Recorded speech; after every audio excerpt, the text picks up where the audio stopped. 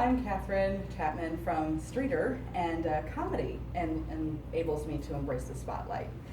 So the very first person that encouraged me to embrace the spotlight is my mother. She's what shall we call eccentric. That's a good word for her. Had one of those who shot the couch bathrobes, just one of those ugly, god-awful things. And my sister, I was always in charge of making sure that my sister got to the places we were supposed to go, and including back inside the house. Laura got very easily distracted by things like butterflies and a blowing leaf. She was very, out there. But anyway, if I left the door open, I got hollered at for that. There was one morning I did that. Mom was standing in the kitchen making breakfast, and I was supposed to get my sister in the house, and she was out there staring at trees or something, I don't know. But anyway, I left the door open for her, and all of a sudden I hear this, "Close that door. I'm not trying to heat up the neighborhood." I said, "Not in that bathroom, you're not." I didn't realize she could throw a waffle iron that far. I don't even know how she did it with a plug. Anyway, my dad, on the other hand, my dad is very calm, cool, and collected. My mama can't spell calm, cool, and collected. My daddy is this far from a coma. Nothing riles this man. We went to a basketball game. His home team. He got really excited and did this.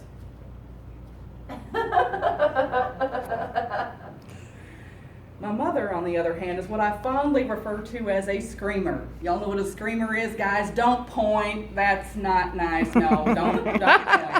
It's somebody you don't pay no attention to until she's hit a certain pitch. My mom would hit that pitch, every garage door in my neighborhood would shoot up. I just,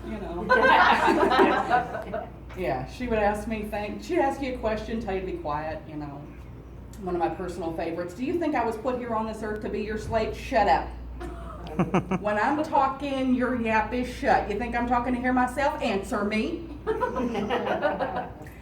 So, needless to say, it was a very fun and exciting time. My sister, aside from her spatialness, we'll call it, she was first to everything. The only thing I had on this girl is that I was born first, which, by the way, little sidebar here, I was adopted. Please keep that in your mind. It is important. Okay? So, Lori is first to everything.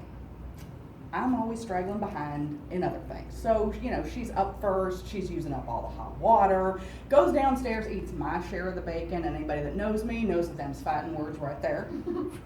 So, one morning I had an idea. I was going to be first. So I snuck into her room, and my sister has what I call a wimp's alarm clock.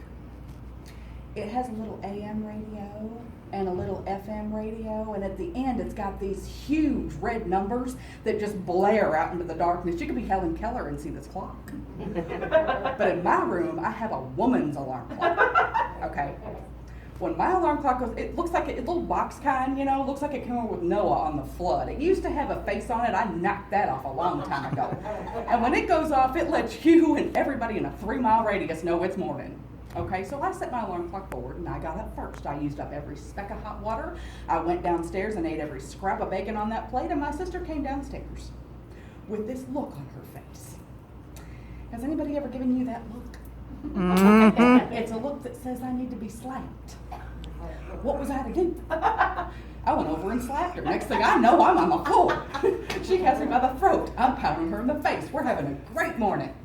My mother, one miscalculation. My mother is in the kitchen doing her dishes, minding her own business, praying to God and everything holy that we do not mess up her kitchen. We're knocking over the table, the chairs. We're having a great time. All of a sudden, my mother had enough. Did your mom ever have enough? Mm-hmm. I wish that God would create a little red light in the back of every single mother's head that would just start flashing 10 seconds before enough. I can make a lot of tracks in 10 seconds. But no warning, she just threw herself over the kitchen sink, and this is what we heard. Oh, I failed. Oh, I failed. Lord, forgive me for failing with these children. My sister and I stopped our fight. This is a heck of a lot better. Tears are dripping off her cheeks. This is beautiful. And we just kind of sat there, just stunned. She didn't even let up. She was like, I can't believe the way you two treat me. I slaved for you. Again, please remember the sidebar from earlier. I slaved for you. I went through the valley of the shadow of death to give you to birth. Between the two of you, I've been in labor half my life. And you treat me like this. The phone starts ringing. Lori looks at me like, who's going to get the phone? And I looked at her like, not me. And that leaves my mother. And she is in no condition to answer the phone here. I mean, tears are cascading down her face. She is a mess. That who shot the couch bathrobe is now soaked in tears. And she is stumbling towards the phone. I immediately began fasting and praying. I don't care what religion you are, you will immediately start praying in this situation. Oh, dear God, please don't let that be my daddy on the phone. Lord, you know what? I'll go to Africa.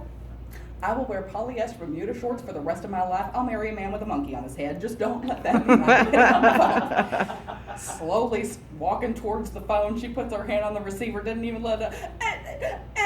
Hello? To this day, I still cannot figure out how that happened.